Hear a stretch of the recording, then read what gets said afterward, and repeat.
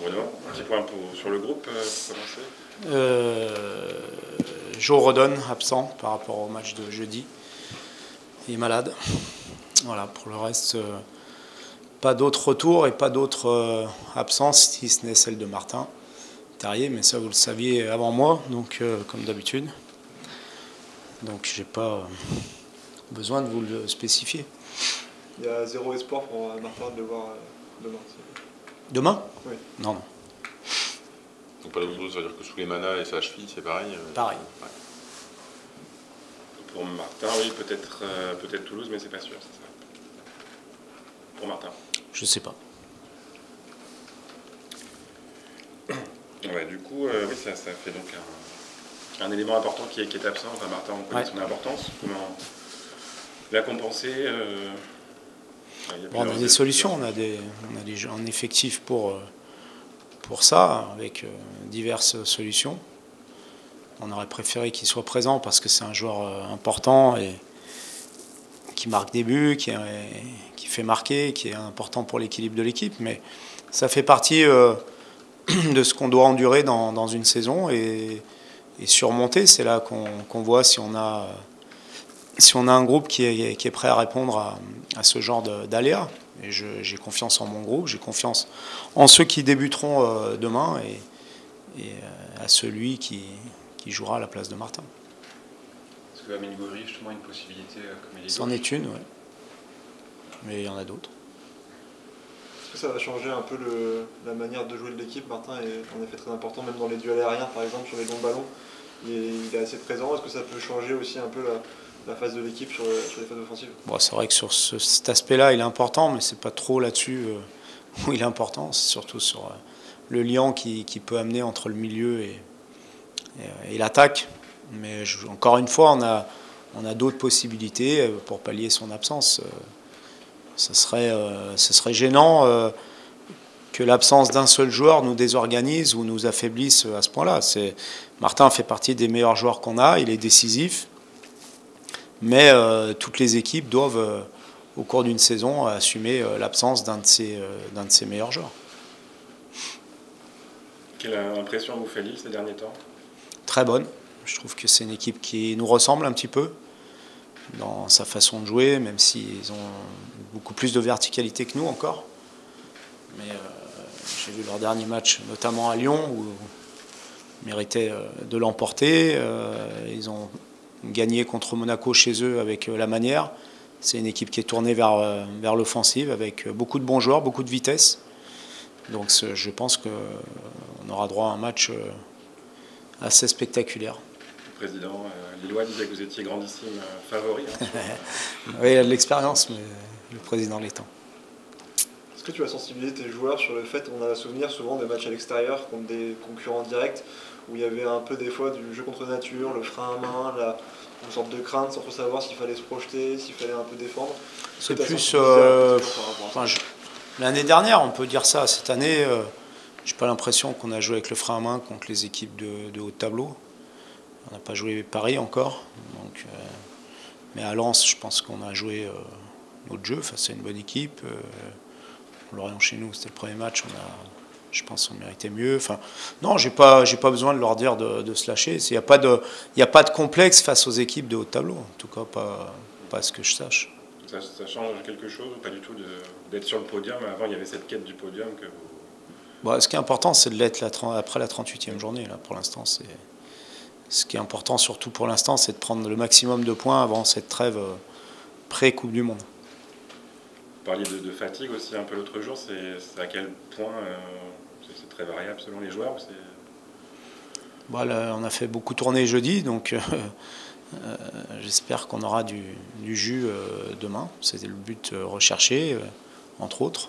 Donc on peut s'attendre à être bien physiquement demain, comme on l'est d'ailleurs la plupart du temps. Il y a besoin de les piquer un petit peu après le match de... Non, parce que moi j'ai surtout cherché à dédramatiser, parce que évidemment qu'il y a une grosse déception, évidemment qu'on n'a pas fait un bon match, mais ça fait bientôt 3 mois qu'on n'a pas perdu.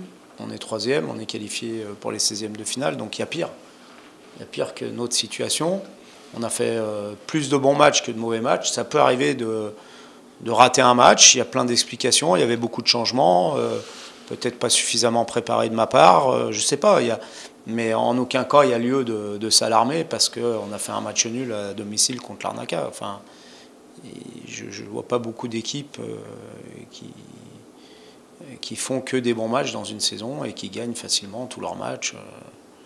Voilà, ça arrive de rater un match. Est-ce que les observateurs et les supporters sont trop exigeants avec le Stade Rennais, ou est-ce que aussi c'est bon signe, peut-être ça veut dire que le club progresse? C'est bien d'être exigeant, je trouve que c'est bien. Après, encore une fois, on ne peut pas toujours être au top niveau. Quand vous faites 9 bons matchs et un moyen, c'est quand même plus encourageant que l'inverse. Je pense qu'il y a toujours de la mesure à avoir. Voilà, moi, je cherche toujours à mesurer les choses, dans un sens ou dans l'autre. Voilà, donc on n'a pas été bon, tout le monde le sait, les joueurs le savent, nous le staff on le sait aussi, on n'a pas été bon. Mais il n'y a pas lieu non plus de ruer dans les brancards parce qu'on a raté un match depuis 3 mois. Mais ça peut servir aussi de petit coup de Oui, boost. bien sûr, ouais, ça c'est le bon côté. Ça nous montre qu'on a besoin d'être à 100% pour être performants, tous, individuellement, collectivement, ceux qui débutent, ceux qui rentrent, les joueurs, le staff, le club entier. Voilà, c'est peut-être une petite piqûre de rappel sans trop de conséquences qui arrive à point parce qu'on a 2 gros matchs qui nous attendent avant la trêve. Est-ce que tu as souvent répété depuis un an que fallait se méfier un peu des louanges, que ça pouvait aussi monter à la tête du groupe? Est-ce que ce groupe-là te semble peut-être plus armé pour encaisser et pour accueillir ces louanges que la saison dernière? Oui, mais après, il faut savoir les accueillir, les compliments, parce que c'est valorisant et que c'est toujours plus agréable que l'inverse. Mais c'est toujours pareil, il faut garder toujours une alerte, toujours cette faculté de se remettre en question, de savoir pourquoi on a fait tout ce qu'on a fait de bien depuis fin août, qu'est-ce qu'on a mis en place, qu'est-ce qu'on a fait en dehors du terrain, sur le terrain, pour en être là, et pas baisser notre exigence ni notre investissement ne serait-ce que 10% ou 5%, parce que sinon ça ne suffit pas. Donc, mais encore une fois, j'ai l'impression qu'on est dans une situation catastrophique. J'avais l'impression après le match de l'Arnaca qu'on était relégable et éliminé de la Coupe d'Europe. C'est pas le cas, je pense pas. Donc il faut aussi relativiser. On a raté un match, on en est tous conscients, mais il faut quand même rester un peu plus calme. Est-ce qu'une association, les filles ou couche au milieu de terrain, est envisageable, et qu'est-ce que ça pourrait apporter à ton équipe? C'est envisageable aussi. C'est envisageable, ça peut apporter un impact supplémentaire à la récupération du ballon. Leslie est très bien rentré contre l'Arnaca, elle a montré ça. Sa faculté aussi à se projeter. Et puis ça peut aussi libérer Tcheka sur des tâches un peu plus offensives. Kamaldine, au niveau de sa blessure, par rapport à la Coupe du Monde, il est incertain ou ça va? Pour l'instant, non, je pense pas. J'ai pas d'infos par rapport à ça. Sur les joueurs qui sont concernés par la Coupe du Monde, il y a une gestion particulière par rapport à eux Non, moi je suis pas sélectionneur, je suis entraîneur du Stade Rennais, donc ceux qui méritent de jouer jouent. Évidemment que je tiens compte de leur état de forme, s'il y en a qui ne sont pas à 100% pour diverses raisons, ils ne débutent pas, mais oui, ils ne sont pas dans le groupe s'ils ne sont pas aptes à être dans le groupe. Mais je n'ai pas à me soucier de la Coupe du Monde, je me soucie surtout de la meilleure équipe possible que je dois faire pour battre Lille et Toulouse. Il y a une semaine, on se disait que la Coupe du Monde allait peut-être casser la dynamique rennaise. Là, on se dit que ça peut aussi être positif pour la fatigue et le physique des joueurs. Comment tu l'accueilles, toi, cette période qui arrive, même si c'est encore un peu flou, mais comment tu l'appréhendes? Difficile de le savoir parce que c'est la première fois qu'on va être confronté à ce genre de situation. Si on regarde un peu la saison dernière et qu'on fait des parallèles avec la saison dernière, la période décembre-janvier pour nous avait été compliquée. Donc là, on ne va pas jouer en décembre, donc peut-être que c'est bien pour nous. Parce qu'on avait perdu, je crois, 3 matchs sur 4 l'année dernière. Donc comme notre saison, en termes de résultats, ressemble énormément à la saison dernière, avec un mois d'août très moyen et puis une bonne période. Et donc, on avait eu décembre, janvier, notamment aussi parce qu'il y avait eu la CAN. difficile. Là, on ne joue pas en décembre, donc c'est peut-être bien pour nous. La série s'était arrêtée à Lille, contre Lille plutôt l'année dernière. Oui, c'est vrai. Mais on avait aussi cherché la qualification en Coupe d'Europe à Lille lors du dernier match, avec le but de Serrou à la dernière minute. Bon. Ouais, on se posait la question avec Johan tout à l'heure. Tu as déjà les dates un peu de ton stage au Portugal là, ou Oui, pas ça n'a pas été communiqué, non? C'est du 9. Non, parce que des fois, il y a des infos qui arrivent sans que je sois au courant. Par exemple, sur les blessures des joueurs, sur les contrats renouvelés. Donc, je pensais que vous aviez eu des infos. C'est pas tout. Du 9 au 16, si ma mémoire est bonne. Du 9 au 16 décembre. Okay. Vous avez 15 jours de vacances pour les joueurs. Ouais. Pas ceux qui ne seront pas en sélection, parce qu'il y a ceux qui vont à la Coupe du Monde, mais il y a ceux qui ne vont pas à la Coupe du Monde, mais qui sont aussi en sélection. Oui. Je pense à Biggie, à Marie, tous les jeunes joueurs. Ils ont aussi des matchs la première semaine de novembre à jouer. Des dates FIFA. Donc il va y avoir des vacances, enfin des jours de repos un peu échelonnés suivant au cas par cas, quoi. Voilà. Tu as dit après le match jeudi que c'était ce qu'on faisait subir aux joueurs était pas humain. Ouais. Je répète. Est-ce qu'il va y avoir à un moment donné une discussion, pas une révolution, mais qu'il y ait une sorte de prise de parole collective pour que ça puisse changer dans le bon sens? Ce que je sais, c'est qu'on aura joué 21 matchs en 3 mois et demi. Donc un match tous les 3 jours pendant 3 mois et demi quasiment. Sans compter les matchs internationaux pour ceux qui sont en sélection et qui sont allés en septembre en sélection. Je ne pense pas que ça soit possible, mais on le voit bien, hein, il y a des blessés de partout, dans tous les clubs, dans tous les championnats, tous les week-ends, des gars qui vont rater la Coupe du Monde parce qu'il y a une surcharge et qu'il y a des choses qu'on peut encaisser et certaines qu'on ne peut pas, c'est humain. Donc après, la discussion, non, moi je n'ai pas d'infos sur une éventuelle discussion. Nous, on est des gens de terrain, on s'occupe du terrain. Après, il y a d'autres gens qui sont là pour réfléchir. C'est à eux de le faire. Est-ce que Nekatef, par exemple, en tant qu'entraîneur, tu pourrais aussi impulser quelque chose et discuter avec d'autres entraîneurs, leur dire on ne peut plus là. Mais je crois que les entraîneurs, on est tous d'accord. Hein. Je ne suis pas le seul à le dire. On a des beaucoup meilleurs que moi qui le disent aussi, dans les très très grands clubs, avec un effectif encore plus important que le nôtre. Et malgré tout, ils se plaignent aussi de ça. Mais les joueurs aussi se plaignent de ça. Mais je pense pas qu'on soit très écouté et très important. Est-ce que Steve est 100% apte oui. par rapport à sa petite c'est bon, ça réglé. Il est prêt. Merci messieurs. Merci. À demain. Arthur, comment tu as vécu ce match de jeudi sur le banc? Est-ce que c'est aussi frustrant quand on n'est pas sur le terrain de concéder des nuls et de ne pas finir premier?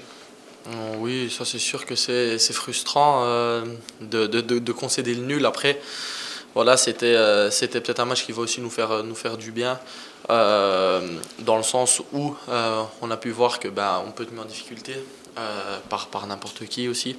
Et en match de Coupe d'Europe, c'est jamais facile. Donc ça c'est la première chose. Après, je l'ai vécu aussi avec beaucoup de nervosité et un peu de stress aussi, parce qu'on voulait jouer cette première place à fond. Donc voilà, on n'a pas réussi à aller la chercher, même si je pense qu'on l'a mérité. Mais voilà, comme je pense qu'on a pu le dire auparavant, on a perdu cette première place, je pense, sur les deux matchs du Fener. Tu avais besoin, toi, de ce moment de repos? Après, chaque joueur veut jouer 100% des matchs, 100% de tout, mais voilà, des fois ça peut faire du bien. Le coach sait ce qu'il fait. Je pense que voilà, c'est important aussi de garder le groupe au complet, à chaque fois bien éveillé, d'utiliser la totalité du groupe. Donc voilà, ça m'a fait du bien. On verra ça demain. Toi, t'as rien qui siffle, t'as pas de... Non. Personnellement, non. Rien, touchant du bois. Donc ça, c'est le principal. Donc voilà, mais je pense que le calendrier a vraiment pas été bien fait cette année. Très très mal fait pour la santé des joueurs. Je pense qu'on l'a déjà cité auparavant. C'est très dangereux pour chaque joueur.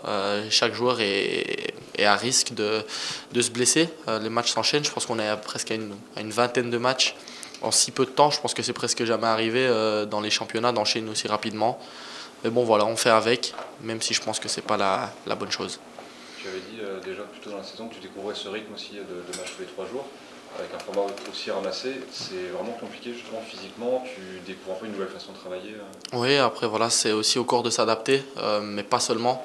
Il y a aussi la fatigue mentale et la concentration, de remettre ça tous les 3 jours, avec les déplacements aussi. Il ne faut pas oublier, quand on joue en Coupe d'Europe, on a fait 3h30 pour aller au Fener, 4 heures pour l'Arnaca, etc. En jouant 48 heures après. Physiquement, c'est déjà pas facile, mais mentalement, c'est aussi très, très dur. On vient au milieu de la nuit, ou alors des fois, on doit dormir sur place. Donc voilà, je pense que le club fait au mieux. On s'organise le mieux possible. Tout est très professionnel, mais voilà, dans les jambes, c'est pas facile. On s'adapte, et dans la tête, c'est la même chose. Tu as changé aussi tes habitudes, toi, quotidiennes, même en dehors de... Après, il faut toujours se préparer pour un mieux, mais j'essaye de me préparer, on va dire d'autant plus. Dans la récupération, on intensifie ça au club, aussi à la maison. Il faut s'équiper pour pouvoir enchaîner les matchs. Voilà, quand j'étais l'année dernière en Italie ou en Belgique, j'avais un match par semaine, donc la récupération se faisait différemment, c'est-à-dire que j'avais plus le temps. Ici, voilà, je m'adapte, j'ai essayé de m'équiper pour le mieux chez moi comme au club pour pouvoir récupérer assez rapidement. Et voilà, pour le moment ça se passe bien, j'ai pas de pépins physiques, je suis frais mentalement. Après, je pense que le match de jeudi m'a peut-être aussi fait du bien. S'équiper, ça veut dire quoi? Tu as le bain froid chez toi? Voilà, il y a les machines pour le froid, machines pour le chaud. Il faut les bottes de compression et aussi des bons matelas, etc. pour le sommeil. Bon, après, ça, c'est tout le monde. Mais toutes ces choses-là sont des petits détails qui vont faire que voilà, ce qu'on va aller chercher, c'est peut-être ces places en plus au classement en fin de championnat. Donc, j'espère en tout cas. Donc voilà. C'est surtout aussi pour les pépins physiques. Donc là, c'est le marginal gain que tu essayes de... Ouais, après je pense que tout le monde le fait au club. Bon, si on va poser la question à chaque joueur en zone mixte, je pense qu'il y a presque la totalité des joueurs qui l'ont au club et qui l'utilisent. Et c'est ça qui fait que pour le moment, je pense que l'équipe tourne bien aussi. Ça fait partie de ça. Comment tu vois cette équipe de Lille qui est un concurrent direct pour les places européennes? Ça va être un match pas facile. Jouer là-bas. Voilà, avec une bonne équipe, ça va être un bon match, bon test pour nous après avoir enchaîné autant de matchs. Donc voilà, on est à 2 matchs maintenant de la trêve. Il nous reste Lille et Toulouse avec un déplacement pas facile. Après, on va l'aborder comme tous les autres matchs avec sérénité et avec l'envie d'aller chercher ces 3 points. Mais c'est sûr que ça va pas être un match facile. Vous n'êtes pas habitué à jouer sans Martin Terrier qui joue souvent. Ouais, c'est vrai. Martin, voilà, il va sûrement manquer à l'équipe pour ses qualités. Après, je pense qu'on a un noyau complet. On peut faire avec d'autres joueurs qui vont sûrement peut-être avoir leur chance ou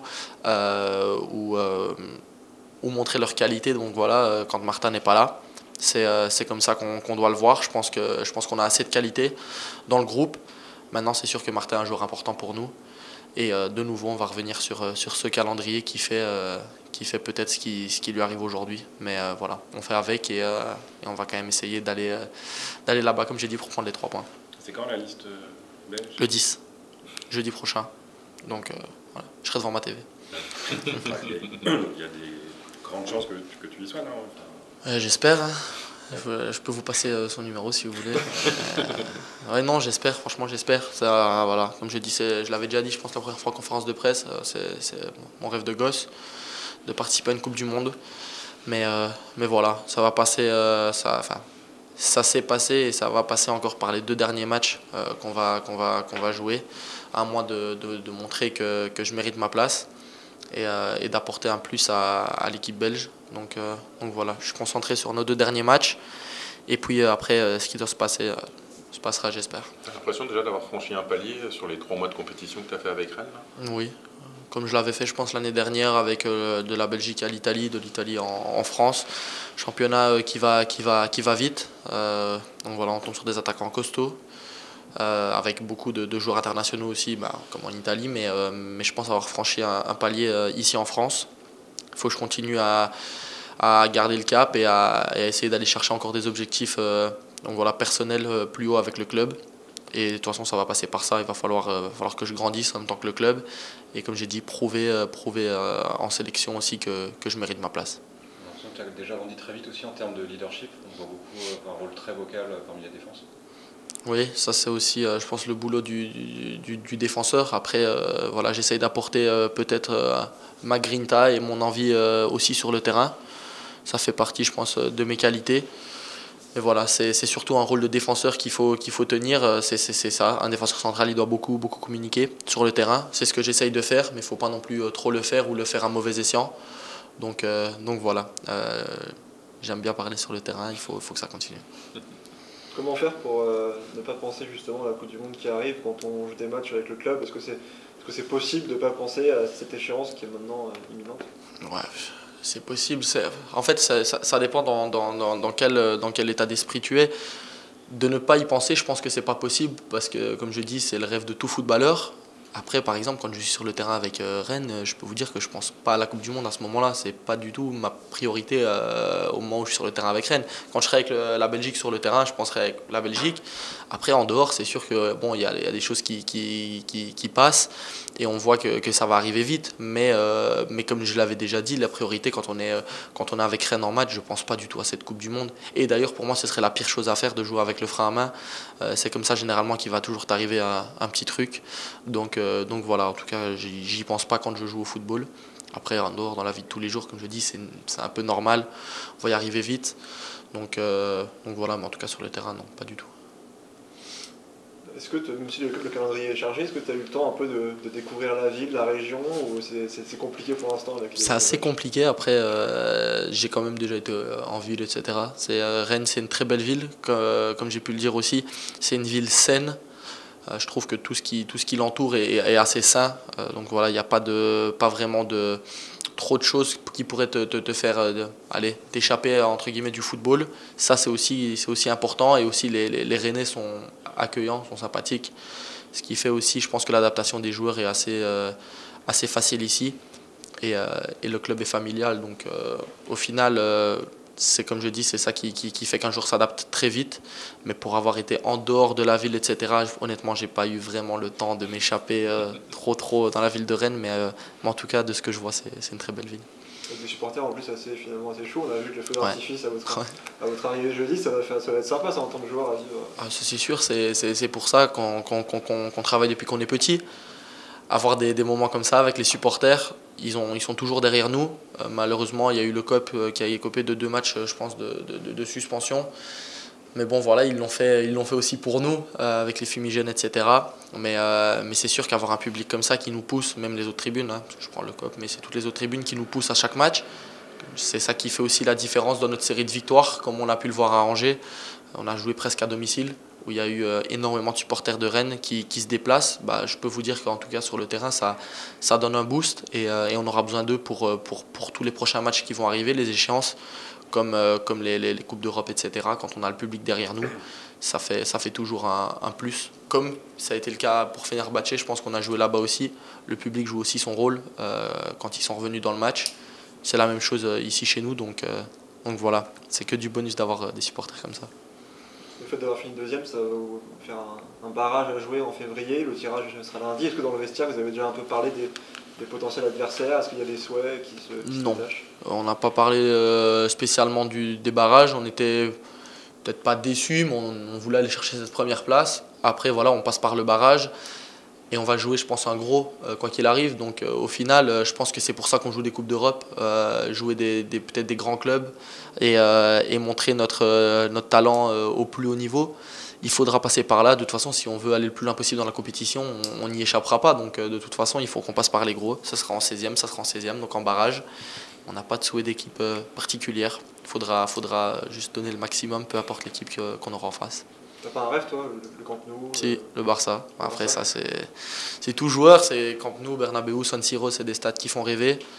Mais peu importe où on jouera, je pense que la philosophie et notre mentalité sera d'aller là-bas pour gagner. Après, si on peut aller au Camp Nou, j'ai une petite, un petit penchant pour le Camp Nou. Merci Arthur.